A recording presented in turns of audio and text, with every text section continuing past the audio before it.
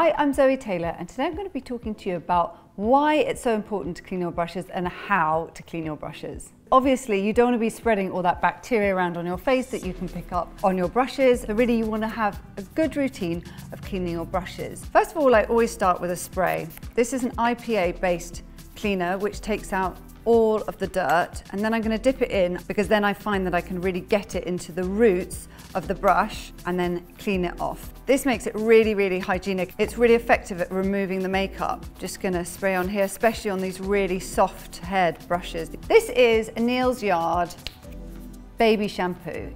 It's very, very gentle. So I'm just going to wet my brushes, and I put a little bit into my hand, and it really is just foaming it up with a little bit of water.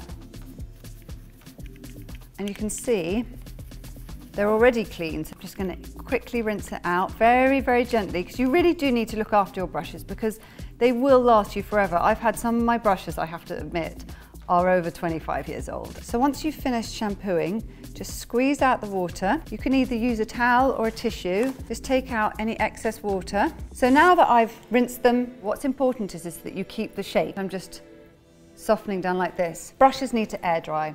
You can't put them on a radiator. It will affect the glue which sticks them all in, and then they all fall out and they really don't last very long. So it's much better that you dry them on their side with a towel underneath them and let them dry naturally. I hope you've enjoyed watching.